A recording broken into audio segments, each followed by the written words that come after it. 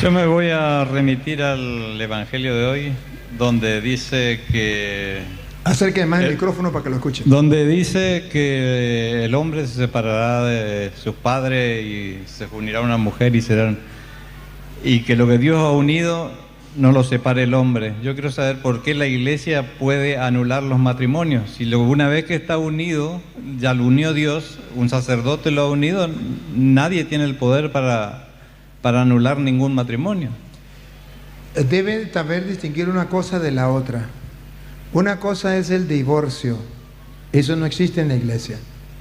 No, yo no estoy hablando de divorcio, yo estoy hablando de anulación, como dicen que se anula el matrimonio. Para mí no existe la anulación del matrimonio. Pues yo sí estoy hablando del divorcio, y le voy a hablar del divorcio, y le voy a hablar de la anulación, para que usted tenga claras las dos cosas. Bueno, yo lo sigo en YouTube, veo muchos de sus videos, y tenía una duda en cuanto a un chico evangélico que habla sobre uno de sus videos que usted menciona sobre el monte de Getsemaní, de la oración de Jesús, sobre la oración que ellos dicen y la nuestra, que la nuestra es repetitiva y la de ellos es en forma de petición, que es lo que el chico aclara en el video, y dice que usted se lee el versículo 44 de Mateo 26, que dice de la misma, que Jesús reza repitiendo las mismas palabras, y él lee todo el versículo, porque dice que usted no lee esos versículos,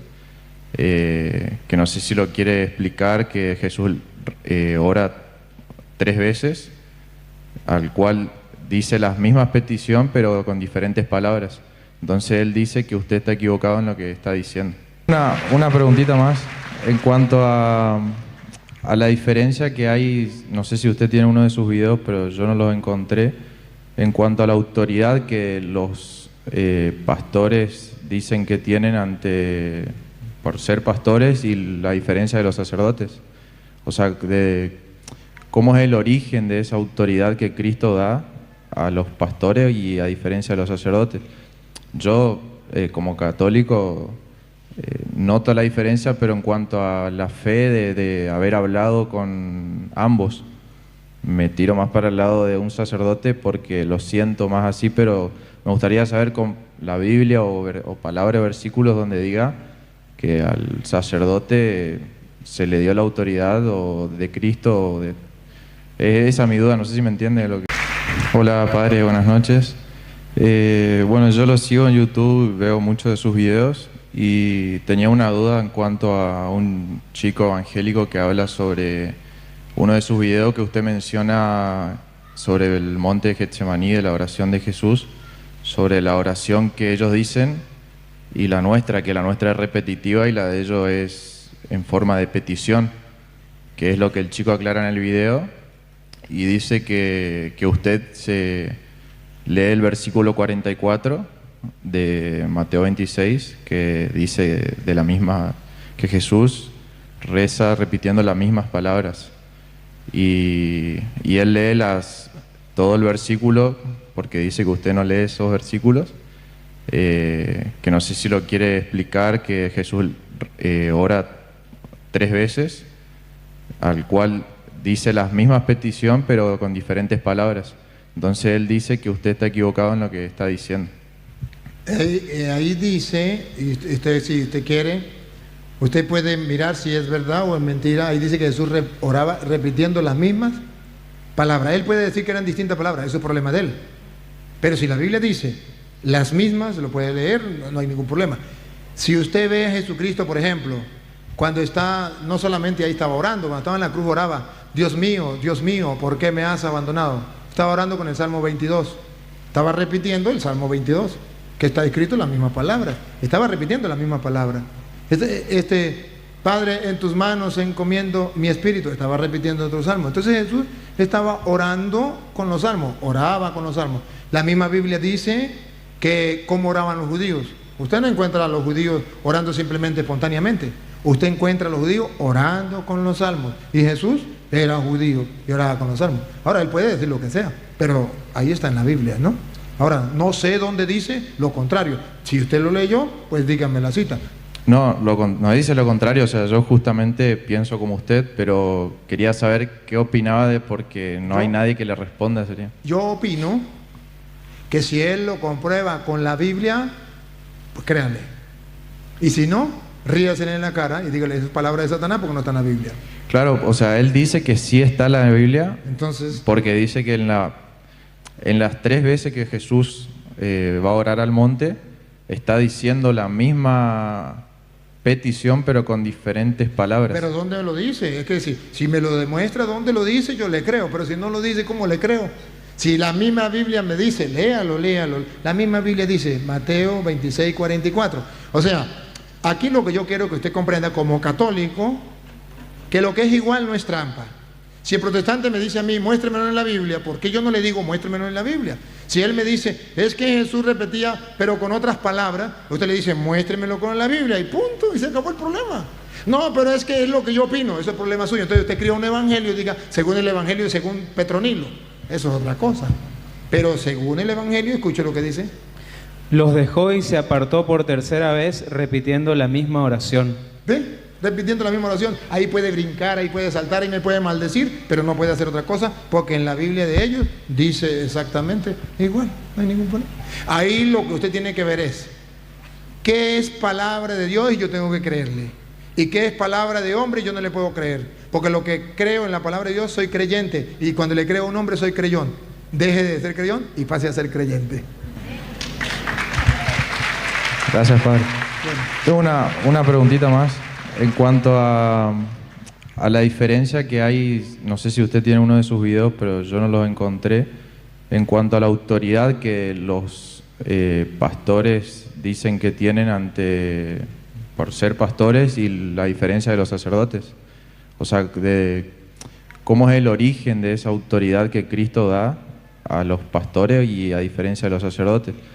Yo, como católico, noto la diferencia, pero en cuanto a la fe de haber hablado con ambos, me tiro más para el lado de un sacerdote porque lo siento más así, pero me gustaría saber con la Biblia o palabra o versículos donde diga que al sacerdote se le dio la autoridad o de Cristo. Esa es mi duda, no sé si me entiende lo que... Sí, en Hechos capítulo 8, versículo 18, dice cómo se daba la autoridad a los apóstoles del Señor, que era distinto a lo que hacen los protestantes. Usted ve que un protestante hoy es un borracho, un sinvergüenza, mañana él se nombra pastor y ya tiene el poder. En la Iglesia Católica no es así. Usted no puede llegar, usted dice, yo quiero ser sacerdote, agarró la Biblia y yo soy sacerdote. La gente le va a decir, a Petronilo le patina el coco, porque así no es. ¿Cómo dice la Biblia? Hechos 8, 18. Al ver Simón, que mediante la imposición de las manos. Aquí está claro, hay algo que refleja en los hechos. Los hechos es lo que ellos hacían, lo que ellos hicieron para que nosotros lo hagamos. Al ver Simón que a través de la imposición de manos, pongan cuidado, que no de cualquier persona, pongan cuidado. De los apóstoles. Subraye la palabra de los apóstoles. Para que tenga autoridad le tiene que imponer las manos a alguien que sea apóstol. Porque usted puede decir, a mí me la impuso Petronilo, pero Petronilo no es apóstol. ¿Cómo lo va a nombrar pastor a usted? No puede nombrarlo pastor. Para nombrarlo pastor tiene que venir desde los apóstoles, que se llama sucesión apostólica, a través de la imposición de manos. Otra vez, al ver Simón que mediante la imposición de las manos de los apóstoles se daba el Espíritu, le ofreció dinero diciendo, dadme a mí también ese poder. Ese poder que usted me pregunta se le da a través de la imposición de las manos. Dame a mí ese poder. Que reciba el Espíritu Santo aquel a quien yo imponga las manos. Yo quiero ser apóstol. Quiero tener el poder que Cristo le dio a los apóstoles, para yo a mi vez transmitirle ese poder a otros. ¿Y qué le dijeron los apóstoles?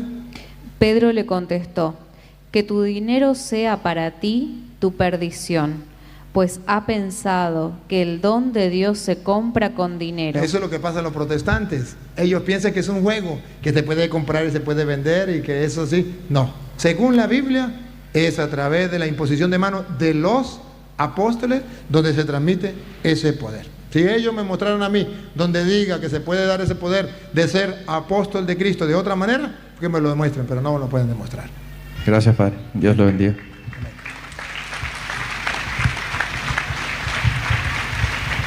Yo me voy a remitir al Evangelio de hoy, donde dice que... Acérquenme más el micrófono para que lo escuchen. Donde dice que el hombre se separará de sus padres y se unirá a una mujer y que lo que Dios ha unido no lo separe el hombre. Yo quiero saber por qué la Iglesia puede anular los matrimonios. Si una vez que está unido, ya lo unió Dios, un sacerdote lo ha unido, nadie tiene el poder para anular ningún matrimonio. Debe saber distinguir una cosa de la otra. Una cosa es el divorcio. Eso no existe en la iglesia. No, yo no estoy hablando de divorcio, yo estoy hablando de anulación, como dicen que se anula el matrimonio. Para mí no existe la anulación del matrimonio. Pues yo sí estoy hablando del divorcio. Y le voy a hablar del divorcio y le voy a hablar de la anulación, para que usted tenga claras las dos cosas. Primero existe la palabra divorcio, que en la iglesia no se admite. El divorcio es que el matrimonio se dio, se realizó con todos los tratos, porque es un contrato. Matrimonio es un contrato, con todos los requisitos del contrato. ¿Están los requisitos del contrato completo? Está firmado, está sellado, ese contrato es válido. ¿Faltó algún requisito del contrato? Ese matrimonio lleva una falla, es nulo porque faltó uno de los requisitos. Por ejemplo, uno de los requisitos para que el matrimonio sea válido es que exista la libertad para casarse. Si usted obligó a su hija y le dijo, ¿se casa o la mato? Su hija se casa. Cuando el sacerdote examina que su hija se casó porque usted le dijo que si no la mataba, él examina que en el contrato falló algo. Tenía que ser en libertad. Y esta mujer se fue al matrimonio sin libertad, obligada por usted.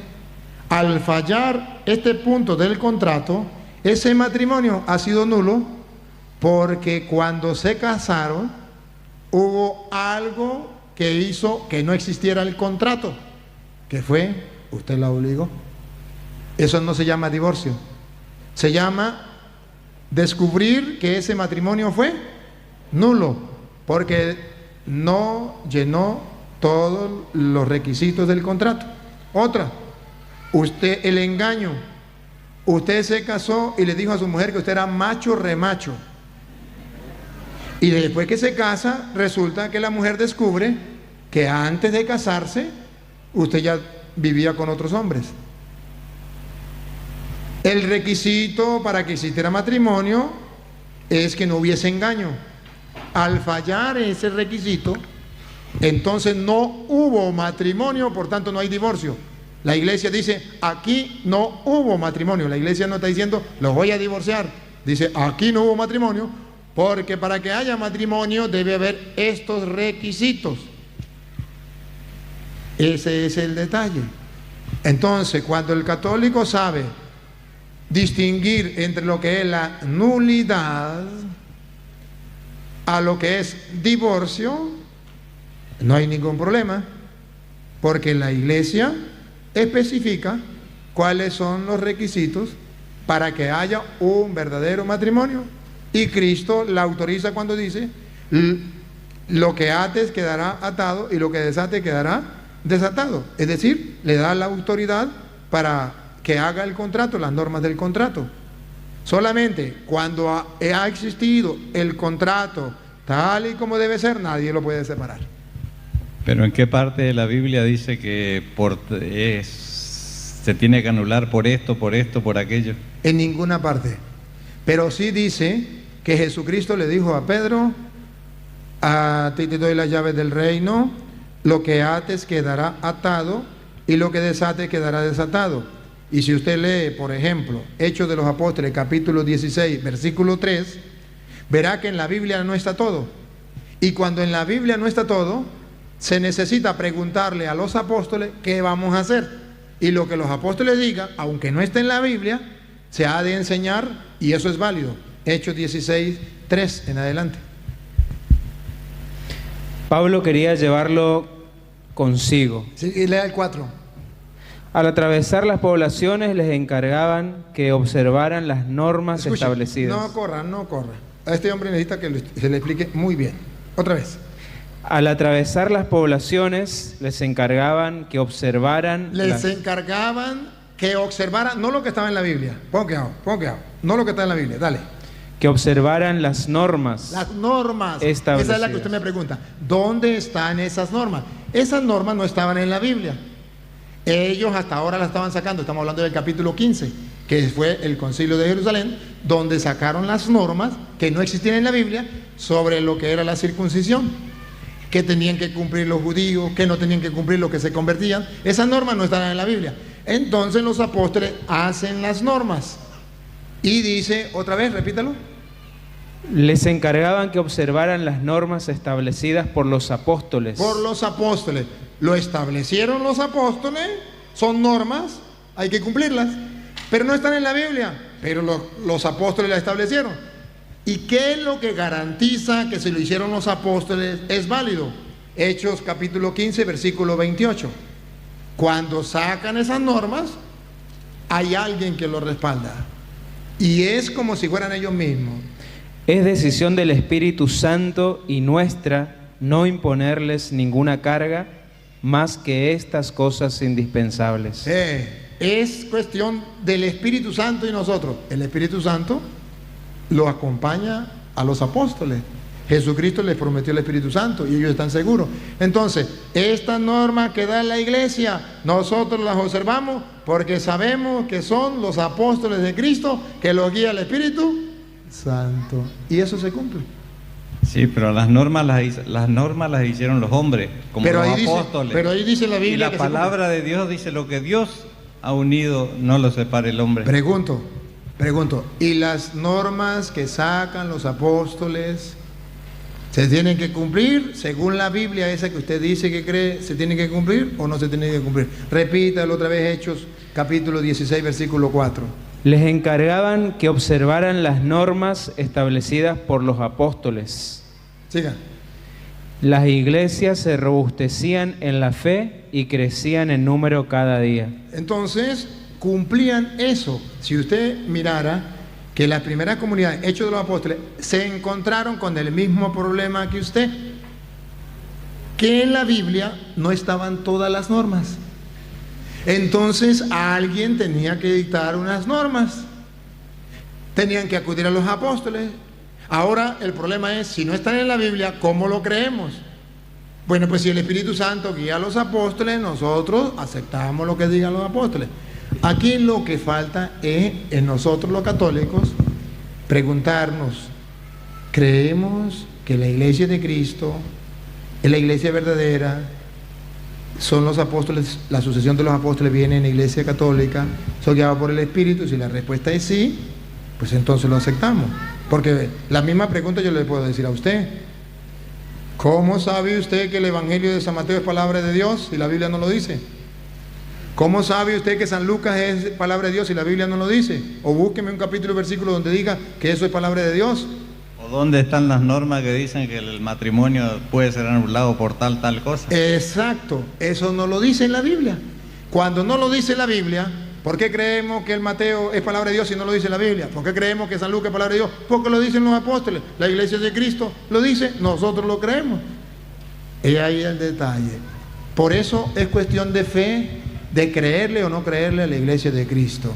Los protestantes dicen: no le creemos a la iglesia de Cristo, no le creemos a los católicos. Si no le creyeran, no leerían nunca el Evangelio de San Mateo, San Marcos, San Lucas, pues las cartas de San Pablo, porque fue la iglesia católica quien dijo que eso era palabra de Dios, aunque no está establecido en la Biblia.